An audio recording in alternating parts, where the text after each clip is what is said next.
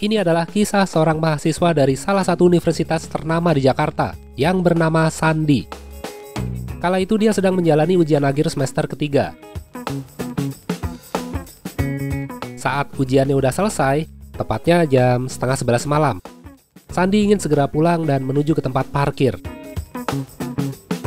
Ketika dia sedang menuju ke mobilnya yang terparkir di belakang gedung Fakultas Teknik, dari kejauhan dia melihat mobilnya bergoyang dengan sendirinya.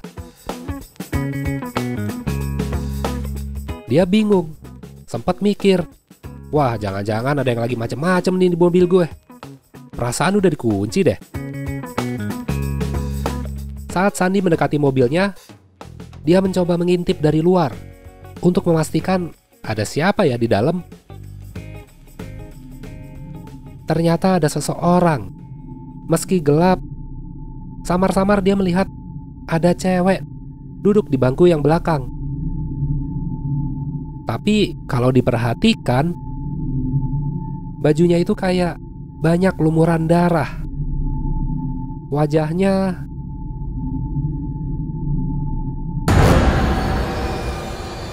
hancur dan dipenuhi oleh darah. Sandi sangat kaget hingga tidak sadarkan diri.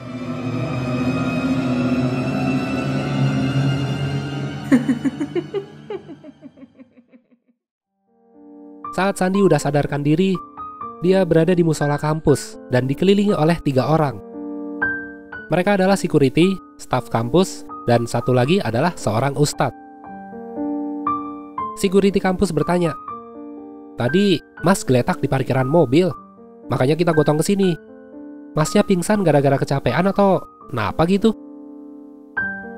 Kemudian Sandi menjelaskan kepada mereka, "Tadi saya lihat ada sosok perempuan di dalam mobil saya, Pak. Bajunya banyak darah, mukanya hancur banget. Sampai kaget saya, makanya saya sampai pingsan." Staf kampus bertanya, "Ah, mungkin ada yang bikin konten prank kali. Tapi gini aja deh, lebih bagus. Coba kita periksa aja ya mobil Mas." Lalu mereka berempat segera menuju ke mobil, di mana Sandi melihat sosok tersebut. Setelah sampai di parkiran, kondisi mobil dalam keadaan terkunci. Tidak ada bekas darah maupun jejak apapun di bangku belakang. Security itu berkata, "Nggak ada apa-apa kok Mas. Mungkin Masnya aja kecapean, jadi halusinasi." Namun Pak Ustadz yang ada di samping Sandi menyampaikan pesan. Ada atau tidak, namanya makhluk gaib pasti ada aja yang suka jahil. Makanya, meskipun ini mobil Mas sendiri, tapi lebih baik ucapin salam, "Assalamualaikum" ya, kalau Mas Muslim. Apalagi saya lihat kondisi Mas udah capek, terus udah malam ini, ya kan? Lain kali hati-hati ya Mas.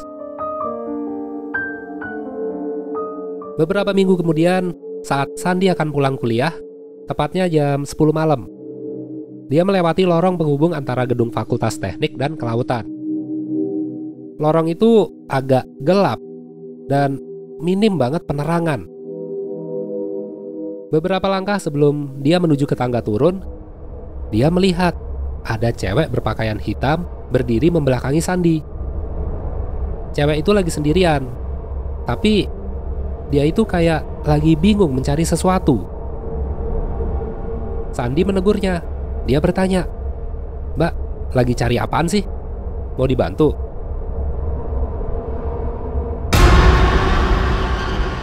Ternyata mbak-mbak yang Sandi tegur adalah sosok yang sebelumnya dia pernah lihat beberapa minggu lalu. Karena sangat kaget, nggak terduga, Sandi kembali pingsan nggak sadarin diri.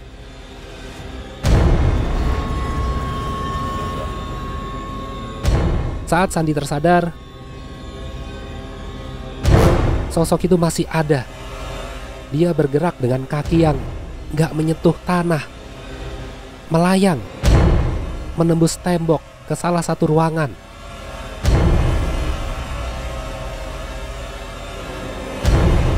Sandi sangat shock. Dia nggak percaya apa yang dia lihat.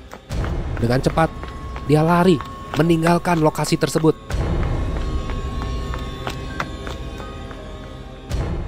Hari berikutnya, karena dia penasaran dengan siapa sih sosok perempuan itu, maka Sandi mencoba menanyakan pada teman-teman kampusnya, apakah ada orang yang bisa membantunya agar bisa mengetahui siapa sebenarnya perempuan itu.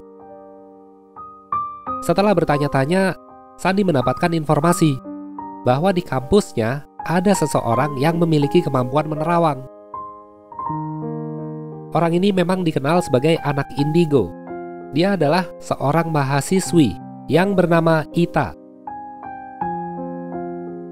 Setelah Sandi cerita panjang lebar, kemudian Ita menjelaskan, "Gini Mas, itu cewek adalah salah satu mahasiswi yang pernah kuliah di sini. Dia muncul di hadapan Mas karena memang ada maunya." Sandi memotong, "Ya terus dia ngapain ganggu saya? Ini saya di prank atau gimana?" Ita melanjutkan, "Enggak, bukan di prank. Tapi kalau saya terawang ya, dia ini mengalami kecelakaan saat pulang dari kampus. Tabrak lari lah. Ditabrak sama mobil berkecepatan tinggi.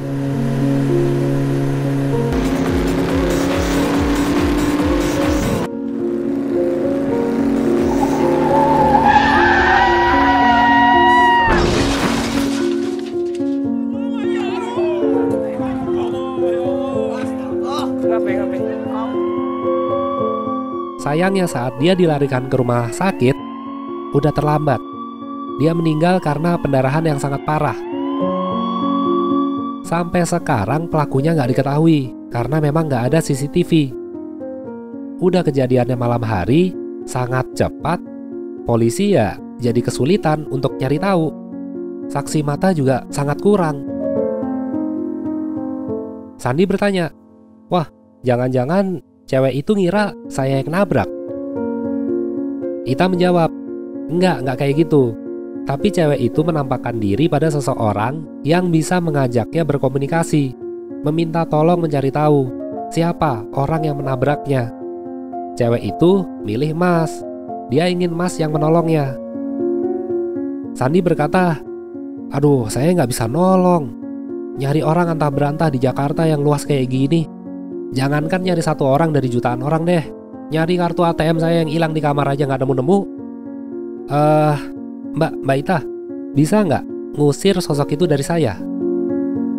Ita menjawab, "Aku nggak bisa Mas. Aku cuma bisa nerawang kejadian masa lalu. Aku nggak bisa ngusir atau seperti detektif yang bisa identifikasi pelaku-pelaku kejahatan tanpa bukti yang jelas. Tapi gini, saya ada kenalan seorang ustadz yang bisa bantu Mas untuk diruqyah. Kapan Mas ada waktu aku anterin deh."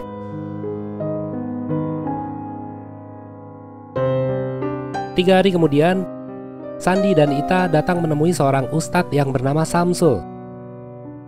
Samsul juga bukan orang yang sembarangan. Dia juga bisa melihat apa yang dilihat oleh Ita.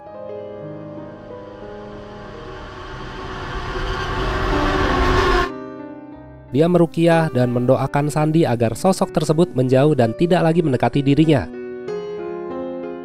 Setelah selesai diruqyah, Samsul berkata, "Mas Sandi, sosok mahasiswi yang ngikutin Mas itu udah saya minta agar gak lagi mengikuti Mas. Gak perlu lagi mencari tahu siapa yang nabrak. Biarkan Allah Subhanahu wa Ta'ala yang membalasnya." Hari-hari berikutnya, Sandi merasa lebih tenang dan dia bisa melakukan aktivitas seperti biasa. Tidak ada lagi yang mengganggunya.